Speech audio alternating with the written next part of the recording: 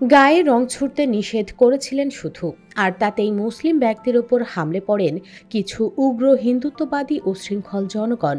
এরপর হিন্দুদের নির্যাতনের শিকার হয়ে প্রাণ হারিয়েছেন মধ্যবয়সী এক মুসলিম ব্যক্তি। ঘটনাটি ঘটেছে উত্তরপ্রদেশের উন্নাও জেলায়।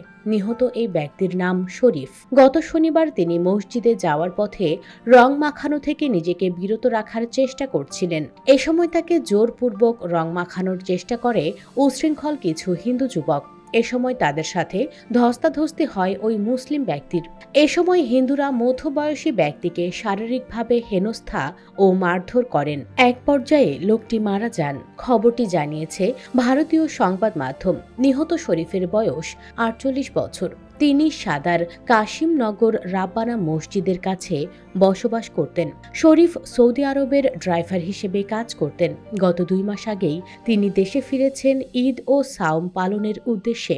মসজিদে যাওয়ার পথে মহল্লা কাশিফ আলী সরাই চুঙ্গি পাওয়ার হাউসের কাছে একদল মানুষকে হোলি খেলতে দেখেন শরীফ। ওই সময়ে শরীফ রোজা অবস্থায় ছিলেন এবং নামাজে যাওয়ার প্রস্তুতি নিচ্ছিলেন। ওই দলটি তাকে রং মাখানোর চেষ্টা করলে শরীফ তাদেরকে নিষেধ করেন, কিন্তু তারা তার কথা না শুনে আবারও তাকে রং মাখানোর চেষ্টা করেন। পরে তিনি প্রতিবাদ জানালে তাদের মধ্যে বাক বিতণ্ডা শুরু হয়। পরবর্তীতে যা শারীরিক আক্রমণের রূপ নেয়। শরীফ উশৃঙ্খল হিন্দু যুব কিশোরদের হাতে মারধরের শিকার হওয়ার পর পথচারীরা তাকে উদ্ধার করে একটি প্ল্যাটফর্মে বসিয়ে রোজা ভাঙিয়ে পানি পান করান। তবে কিছু সময় পর তিনি অচেতন হয়ে পড়েন এবং পরবর্তীতে মারা যান। শরীফের মৃত্যুর পর সংশ্লিষ্ট ব্যক্তিরা ঘটনাস্থল ত্যাগ করে পালিয়ে যায়। শরীফের অপ্রত্যাশিত মৃত্যুকে কেন্দ্র করে এলাকায় ব্যাপক উত্তেজনা দেখা দিয়েছে।